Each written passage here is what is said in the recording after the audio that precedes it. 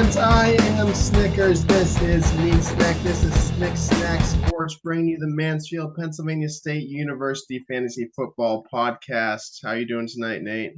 Doing great tonight, Snickers. I'm not in uniform today because I have a new vest. It's a producer's vest made by our very own John Canna.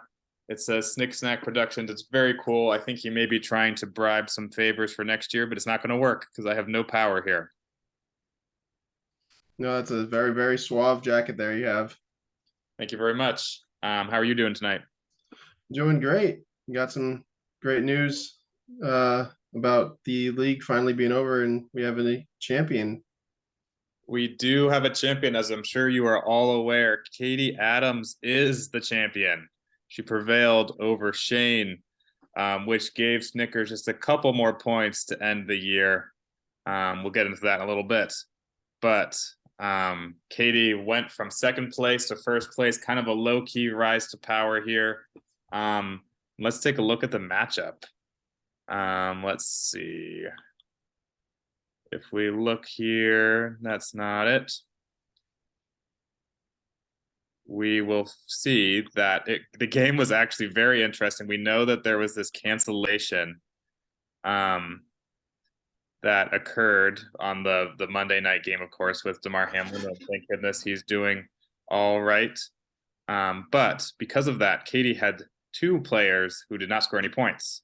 Dawson Knox and T. Higgins scored 0 points. And then Tony Pollard from Thursday night. Tony Pollard also scored 0. So you would think, man, Katie got screwed. Nope, she won by 12 points.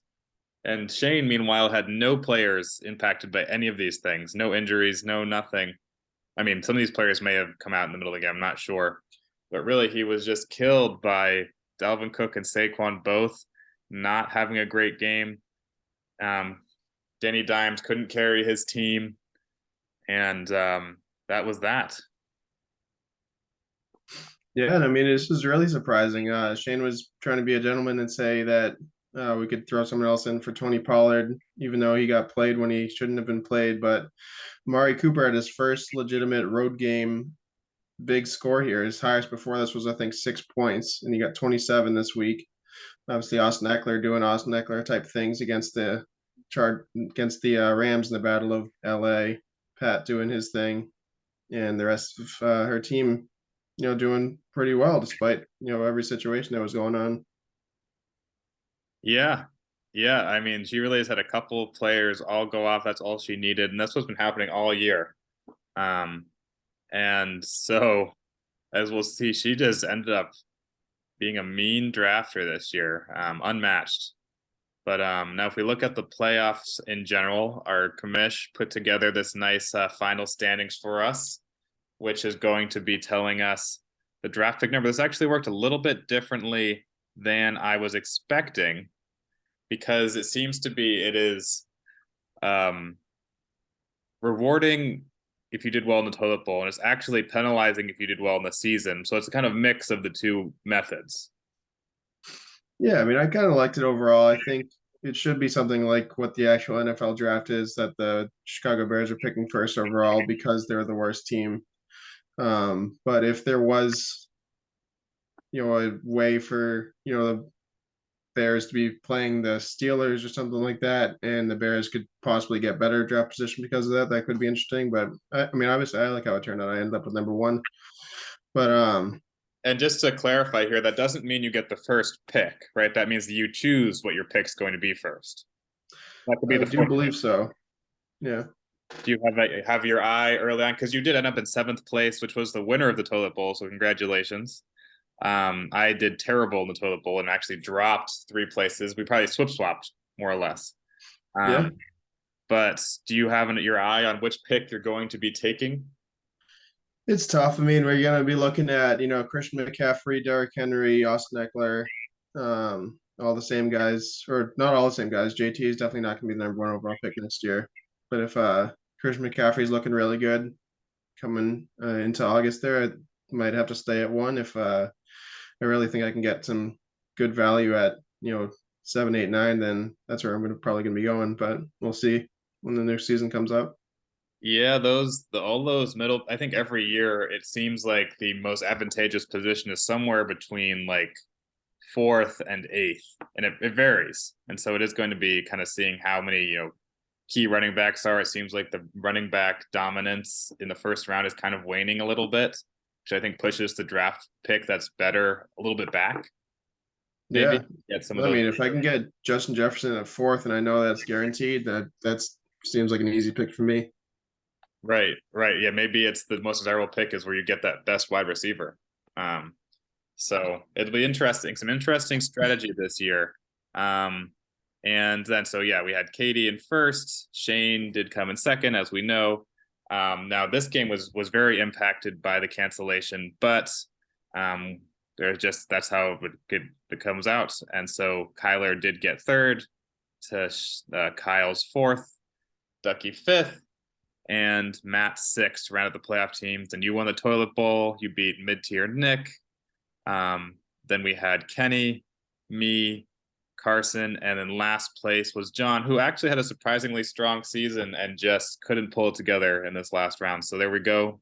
Congratulations to everyone for a good season. Now, Nick, tell us a little bit about our little individual bet thing going on. Because that panned Yeah. out differently. Yeah, no, our bet's been obviously working in your favor a little bit. We've been talking about it every week how we both think that I'm getting the best choice out of the two that we're betting on, and it turns out that it never is. Obviously, Geno Smith did have a decent day last in week 17, but Danny Dimes was going up against the Indianapolis Colts, who are, I believe, the third worst team in the league right now. So he was able to put up enough points to win you the week. And then even with all of our playoff betting going into it, the final score, if we were doing the math here correctly, is Nate 16 to Nick 7, which is not as close as I would have liked it to be. But I think it was pretty admirable seeing as I did give you a couple, especially when we were trying to see if Robert Tunney can get 40 yards and he got 36. Yeah, no, there were some good ones in there. We tried to have this kind of self-correcting policy that we'll use in the future too, I think, of the person who is behind gets to choose first in these bets, but it bit you in the butt. Yeah, that's the way the cookie crumbles. Um, Now your punishment, if we recall, is that you have to perform a karaoke of the league's choosing. We haven't had any submissions yet, but I'll toss mine into the field. That the song, the classic from 2002, called "My Neck, My Back, Lick It" by Kia. Would be my. I would love to see you have to perform that in front of a crowd, even if it was just us in the karaoke. I know we haven't decided exactly the venue, but I think that would be mortifying for you.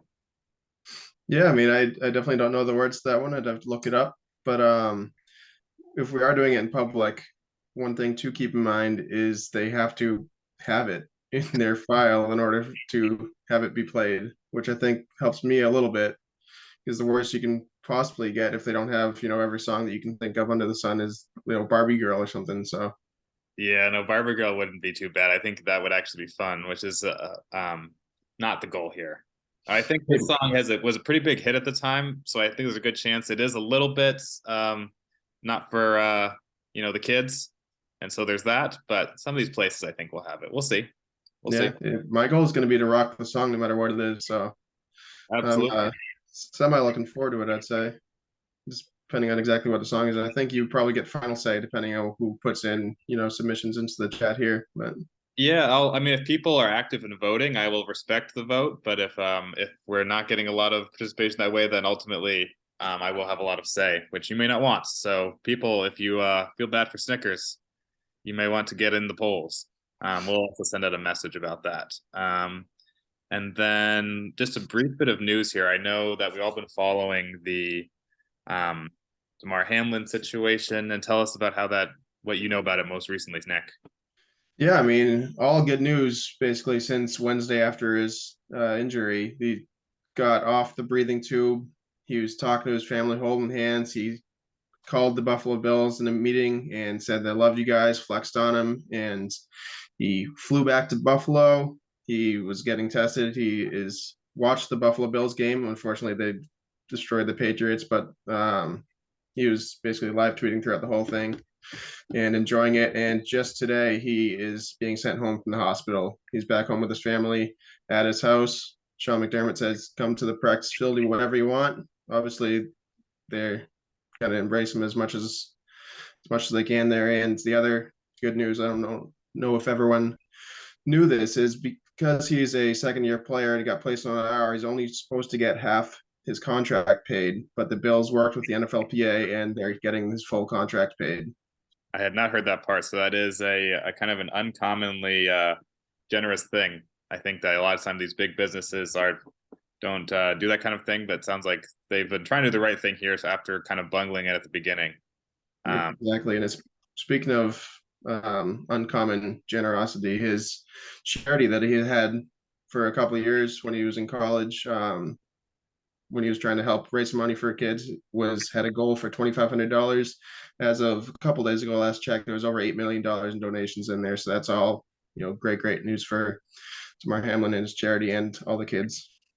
Yeah, absolutely. On a kind of a funny note from that, when he was watching the Bills game, I heard that he was still hooked up to all like the heart monitors and everything, and he was, when he saw the Hines touchdown to open in the opening kickoff, that he was setting off all the alarms that they have for like medical emergencies, but it's just because he was so pumped about the game. And he actually had some doctor there watching the game with him and was like, "No, it's cool.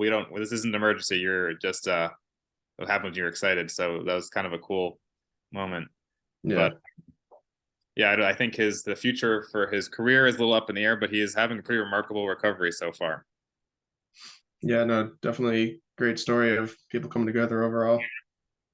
And then for this next portion of the show, what we wanted to do was actually just go through the rankings one more time and kind of dish out some superlatives.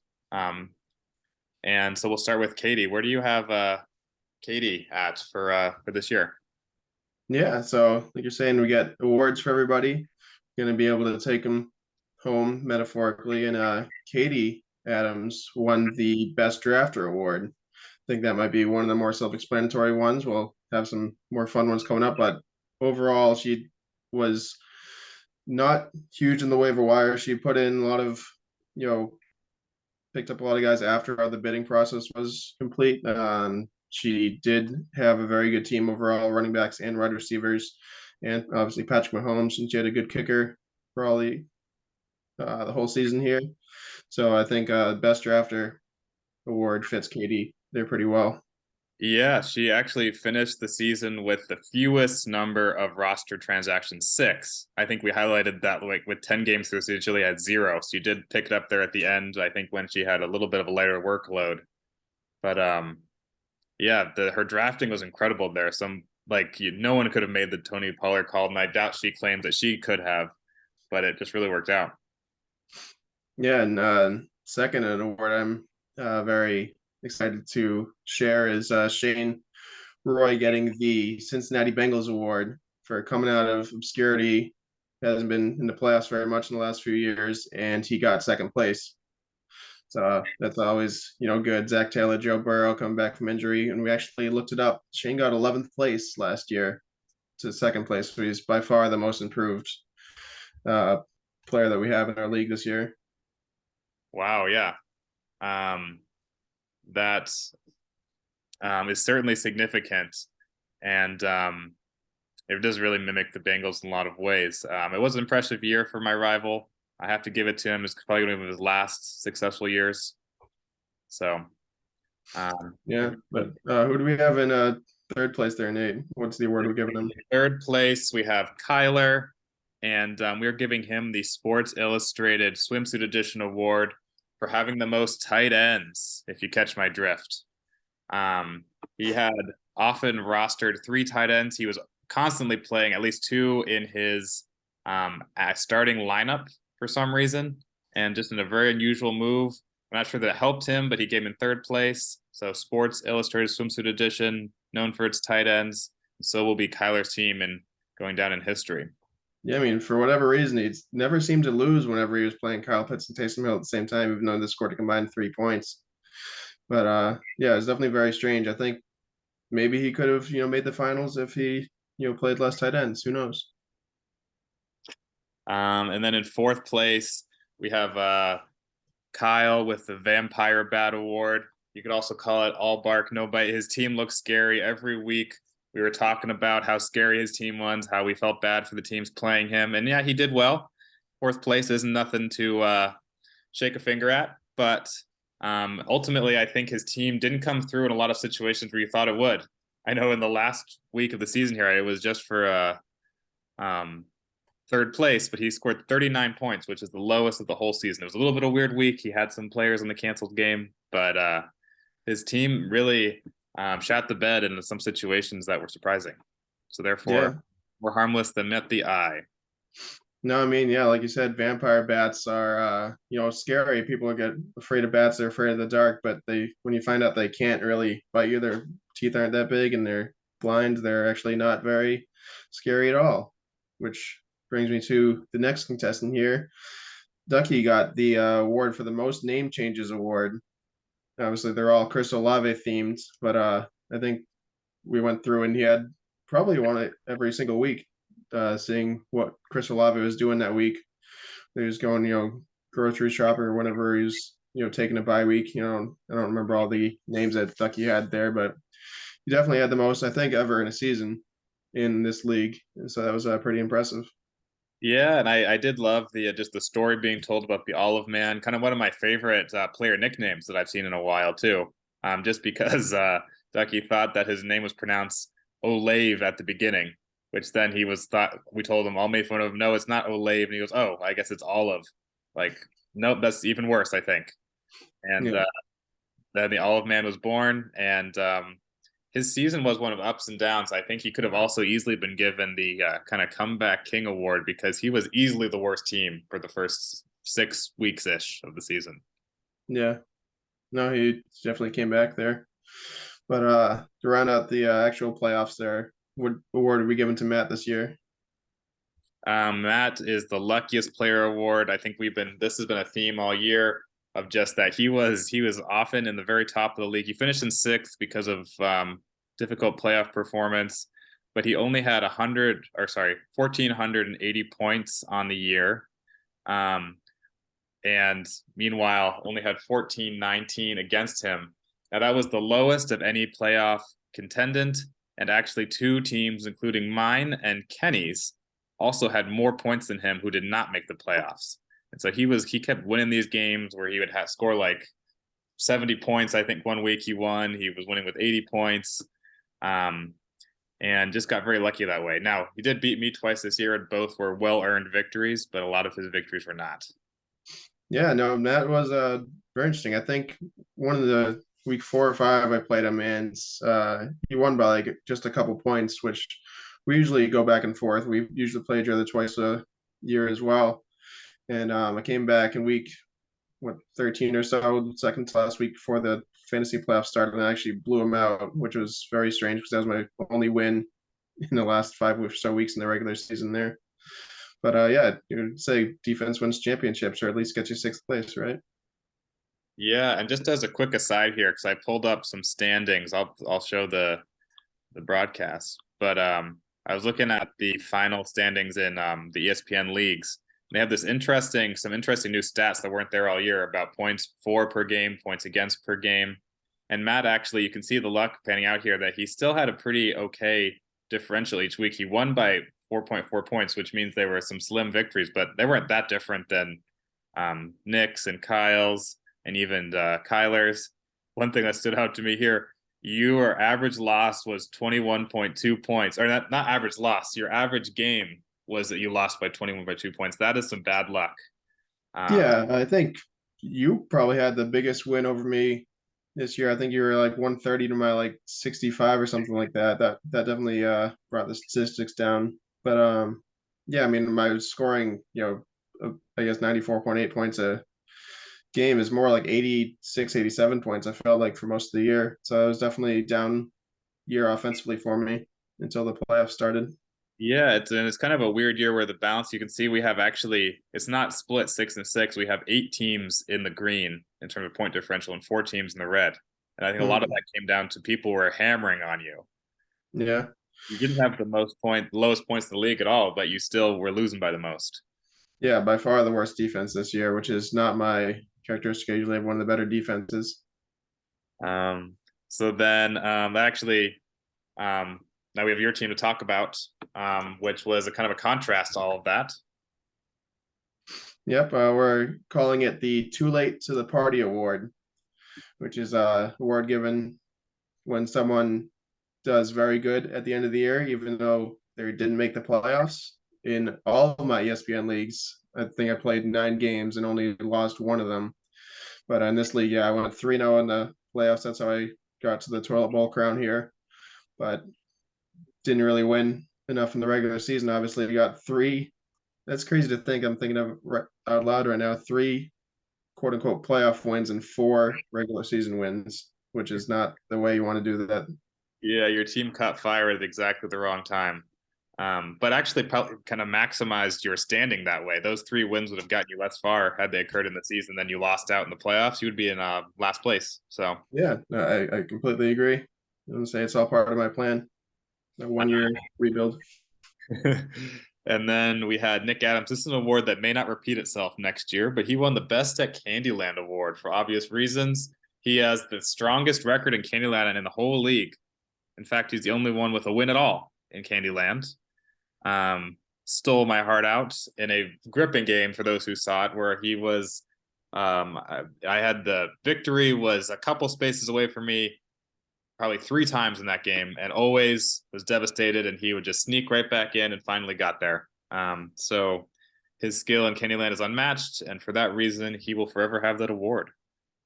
Yeah, no, you did very well in that. That was probably one of the more fun videos to film all year, just because there's so much drama throughout the game, and we didn't think there would really be that. But next up was Kenny, got like 9th place in the league this year. This one, you really have to go back to the 80s here. He won the Not George Michael Enough Award, which is an award for someone who doesn't have enough faith, faith, faith. You got to have faith, faith, faith. Kenny didn't have faith, faith, faith in his team at the end of the year. He thought that he was never going to win his KD matchup the last week of the season, which he did. So he didn't pump his team up enough to beat Ducky in the second to last week. And he could have beat Ducky, got into the playoffs, and who knows what would happen once he got there. Yeah, no, that would I think definitely a well chosen award. I think that Kyle also had a little bit of that going on. But I think for Kenny, what that resulted in too was became a very, in my opinion, a very bad trader this year. He had 2 trades for me that were both big losses for him. I think the stats would pan that out, and he'll defend them, I'm sure. But I think, and I don't think that's the reason he didn't make the playoffs necessarily. Um, Although having Zeke for that Ducky game could have been nice. Um, but yeah, I think it made him make some rash decisions out of desperation. Yeah, completely agree. But this next one's for you here. What's your award? Yeah, we ended up going with the underachiever award for me. I know a lot of people will cry foul that I'm woe is meing a little bit, but I did. If we if I'm looking back at the standings here, have I had 1576 points. I did finish 6 and 8, so below 500, but I had the Um, let's see if we sort by points scored. I had the 3rd most in the league by actually a fair amount. Kyler was 4th in the league and he had 26 points less than me. So my team underperformed a bit here. And now I don't. That's fantasy football. I wouldn't change a thing about the matchups. I think being unlucky is part of it. And there's certainly going to be a team next year with the same gripe that I have, if not more. Hmm. I think this year I did earn the crowd of underachiever. Yeah, that's usually we renamed it from the Ducky Award to the Underachiever Award this year. That's usually what his team's doing. But that just means you had some close contests, but are always putting up points, right? They were all close, which just burns you more. I think Hmm. when you're in it to the very end, you have hope, and it's ripped out on one play, or in the case of my tie with mid tier Nick, just watching it stay tied for an agonizing whole quarter, and then ended up being tied. Then we Yeah. have, in contrast, John's award, the Overachiever Award. Um, And why don't you explain why we chose that for John? Yeah, I mean, you might be thinking he didn't really overachieve. He got last place in the whole league after the playoffs started there, but he did go 5-9, and I think probably only one loss probably when he didn't set his lineup. So he was actually competing and actually had a we kept saying pretty authentic good team through most of the year. So I Yeah, was pretty excited to watch him play, and he finished with a actually better record than I did, which is crazy to think about. But yeah, I know there was I think maybe 3 weeks left of the season. We were talking about him playing spoiler to the playoffs. So he finished with the least points in the whole league, and he was in the very much in the running until the very end, and then yeah, just a couple of losses there at the end that made it look worse than it was. yeah, absolutely. And then finally was Carson, who went into the playoffs 12th, ended up getting 11th place here, but his name, Carson Jelnick, it says is for losers next to his name. And I'd say that that's the most accurate name award. You go to Ouch. everyone's team nicknames. Everyone else is just making funny things, talking about Chris Olave, but Carson has it in his own name. You might as well call him Carson Loser Jelinek. And I'm sorry that I'm saying that out loud, but that's the name of the award. Oof. Yeah, so that was our superlatives. Please let us know if you take exception to any of them. We're looking at you, Carson. Come defend yourself. Um, and yeah, looking forward. Just makes me excited for next year. Thinking about who's going to be getting different awards next time. Now, just a couple other things we want to talk about. The commissioner sent out a message you've all saw. We just wanted to briefly go over those rule changes again. There were a few ones and they're interesting. I think the league is evolving a lot next year. This first one is that you can now trade draft picks, but that, of course, you have to trade a draft pick back so that your team actually has a full roster. And this is really a mechanism for trading around keepers. So, an example that if it was between me and Nick, I think you were thinking Christian Watson on your team is this someone whom people may have an eye on for keeper. I think he was undrafted. Is that right? Yep. He'd be a last round pick and potentially a top 24 wide receiver. And so someone might offer you they might say, hey, I'll give you my 4th round pick if you give me Christian Watson and your, I don't know, 10th round pick. So out of it, Yeah. you lose your awesome keeper, but you now have 2 4th round picks. And that would be, I think that's interesting. Yeah. I mean, 2 4th round picks right in the running back dead zone. That's what I'm looking for.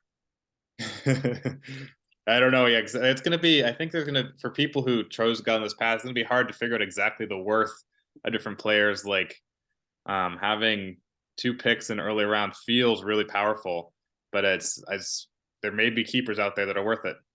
Yeah, no, I agree. And just so Kenny knows, Chase Claypool is definitely worth a 2nd round pick like he is in real life. So make sure you don't ask for anything less. You know you've already dropped him. That's right. I can't believe that because he traded away someone who is probably going to be valuable next year too. And then secondly, we have there are some new players being introduced to satisfy Katie. I think she's a little more sway with the commish than most of us. We're doing a punter. Experiment with that in the drunk league. Actually, it's kind of fun. Of course, it's another dice roll position like the kicker. But the punters just score weird ways. It's something to root for in the games. I think could be fun. Where because based on your influence, we're going to have an individual defensive player. So we start racking up stats like sacks, passes defensed, forced fumbles, tackles, things like this.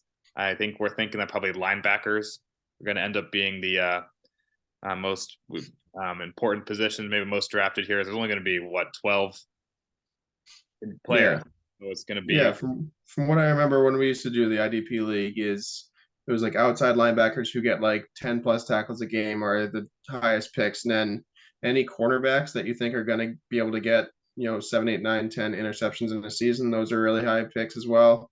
Any defensive tackles that get sacks often or edge rushers, sacks are worth a lot. So it's pretty interesting to try and draft a defensive player, but you don't know exactly where to take them. Yeah, that's for sure. That's going to be interesting. And I think, interceptions are probably going to score like touchdowns, I'm guessing, but it's all going to depend on, for linemen versus linebackers about what the points are and sacks versus tackles. Because if Hmm. sacks are like 8 points, then all of a sudden you're going to want some linemen perhaps. Uh, Yeah. but I guess the linebackers can get sacks too, so and that might actually push it more to them. And then there's also because there's these new players, we're introducing 2 new bench spots so that there's no you know, just not getting things too jammed up, which isn't fun. I think we're going to probably continue with the fab, which I liked. And then there's in discussion of adding an additional IR spot. I think I'm pro. I think 2 IR spots couldn't hurt. Just it always sucks when you have someone's whole season is jammed up with some player who is perpetually about to come back. Um, I think it's a can't hurt. Yeah, I don't have any too strong opinions about that. I think I want to stay with one, because that hasn't necessarily happened to me too much, but it will be fun to have too. You're gonna have a big team next year, and it's gonna be a lot of fun, a lot more roster moves to follow. Yeah, more players to talk about. And I think it's still not the point of being overwhelming, which was my biggest complaint when doing a whole second half of the team with the individual defensive players. I just don't follow that side of the game as closely. And that's too much for me. But one player gets a taste. And I think it satisfies all parties involved. So now, um, to end the season, we just have Caitlin's hot takes because she has some exciting news to share with us. So here she is.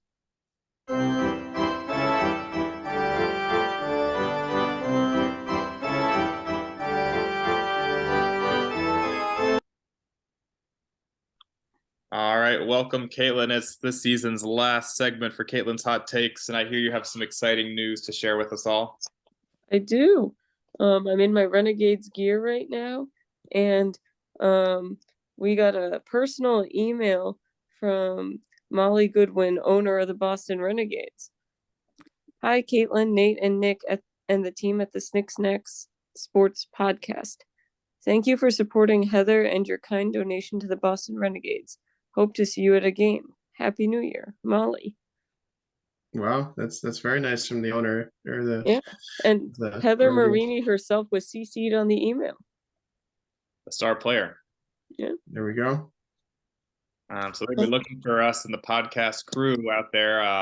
So I know that our graphic designer John will be happy to make it to a game. Maybe our marketing specialist Shane. Yeah, they have 3 home games. It's a short season, 6 games a year. Is that right, Caitlin? Yeah, 3 home games. Opening day is on April 29th against DC, who they have a long rivalry with. I'm excited to tell you a bit about. Yeah, let's hear it. So the DC Divas were in the pre-WFA days were kind of a dominant team in the early 2000s. And then Boston, they had 2 prior pro football teams before being known as the Boston Militia in 2008. And then in 2008, the season began with a loss to the Boston Militia.